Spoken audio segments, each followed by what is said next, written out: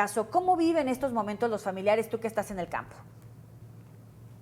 Bueno, hoy han sido los entierros de dos de los muchachos, de Gustavo Pérez, que era uno de los jóvenes que murieron, y hermano del superviviente del que supimos ayer, Alejandro Pérez, que es el que contó una historia diferente de la que maneja Sedena desde el comunicado que mandó ayer. También fue o ha sido el entierro de otro de los muchachos, Jonathan, creo que el apellido era Osorio, los dos en el Panteón Jardines de Los Ángeles, aquí en la salida de Nuevo Laredo, camino a Monterrey.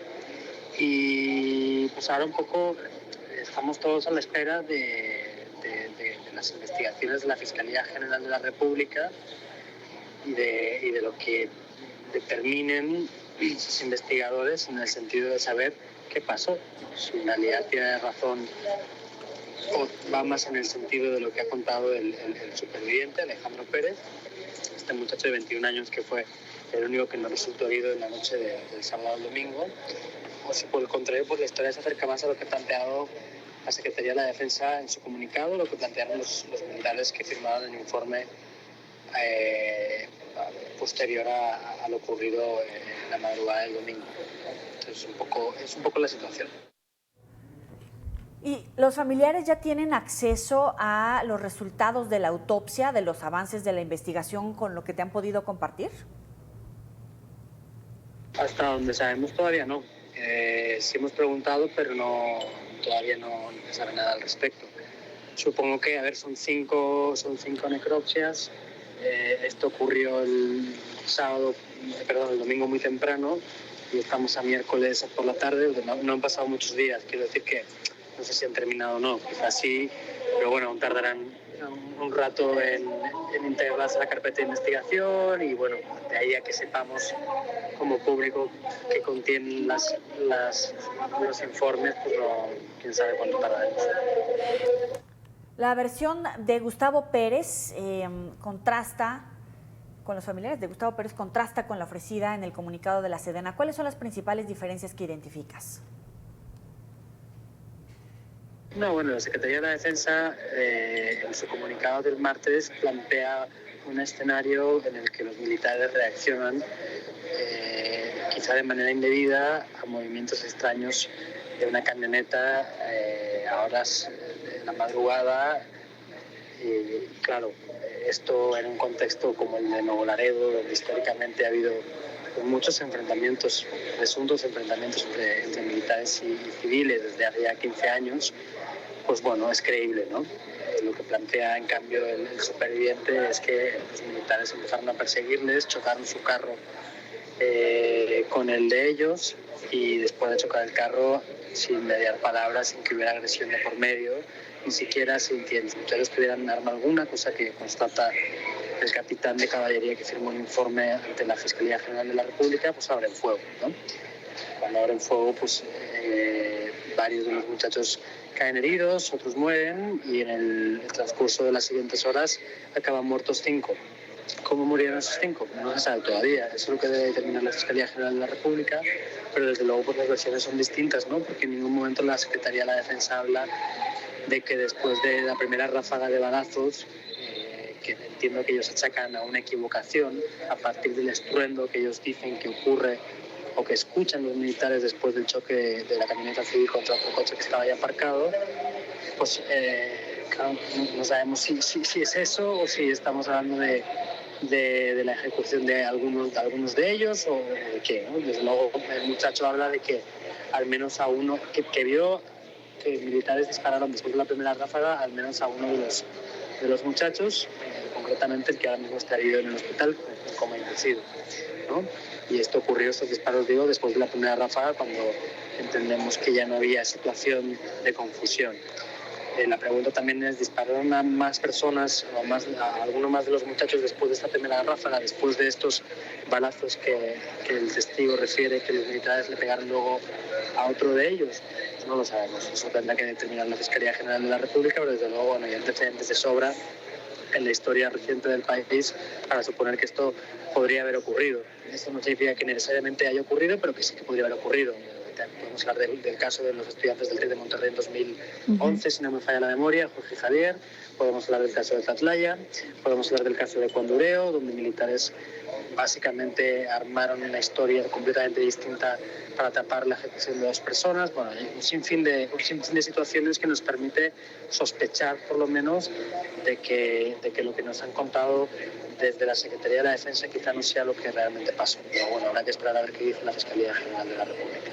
Ahora, los primeros reportes hablaban de 60 tiros, otros hablan de 100. Al final, según expertos en protocolos de derechos humanos, si los jóvenes no llevaban armas, hablar de esta cantidad de disparos percutidos daría cuenta del descontrol en el operativo, alejado de procedimientos militares. Es decir, los militares dispararon a lo que se movía. ¿Qué dicen las autoridades en el campo, los vecinos, con los cartuchos, los casquillos ahí percutidos?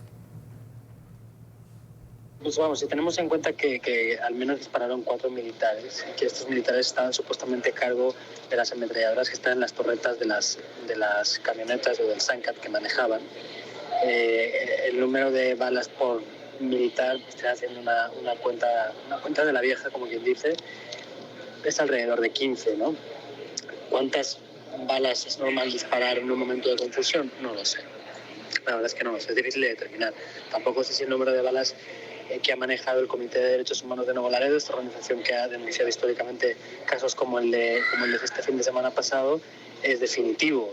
Yo he escuchado 60, antes había escuchado más de 20, pero claro, esa cuenta solo se refería al vehículo en el que viajaban los muchachos, y hoy ya he escuchado más de 100. Pero claro, yo insisto, creo que hay que esperar a que la Fiscalía nos dé un cómputo oficial y ver la reacción, desde luego, de las familias y del comité para entender si estamos hablando de un peritaje aceptado por todas las partes o no. Pero no sabría decirte si responde a una situación salida de control o no, porque la verdad es que no lo sé, porque al final es muy difícil saberlo si no estabas en el momento.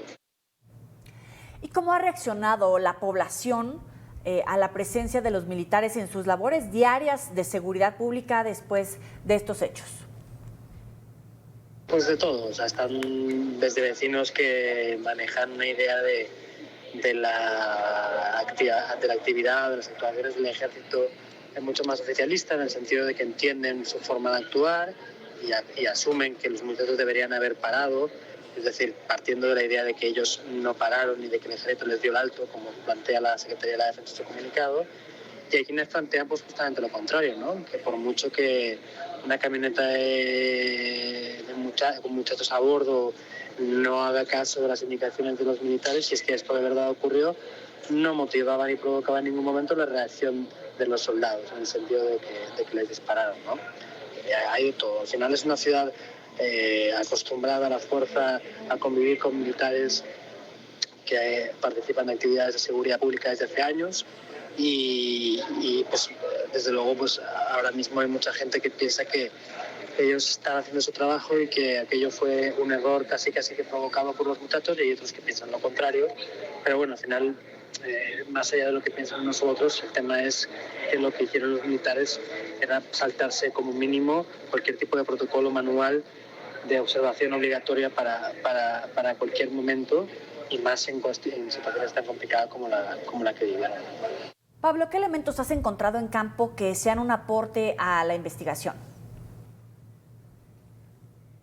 No, porque vamos a ver, ahora lo que hemos visto estos días sobre todo es mucho familiar, en sepelios, en velorios, en funerales.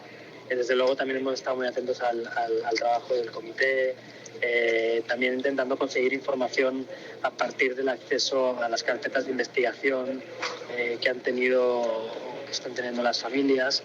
Pero vamos, así algo disruptivo como lo que supimos ayer por la noche, en el sentido de lo que decía el informe que habían presentado los militares en la Fiscalía y el testimonio de este muchacho, cuya existencia se desconocía, tanto el testimonio como el muchacho.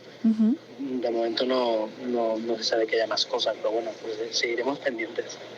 Es Pablo Ferri, periodista del País. Si nos lo permites, vamos a seguir en contacto contigo. Te agradezco estos minutos para Mega Noticias. Muy buena noche. Y vamos a darle seguimiento a esta información en los próximos espacios informativos.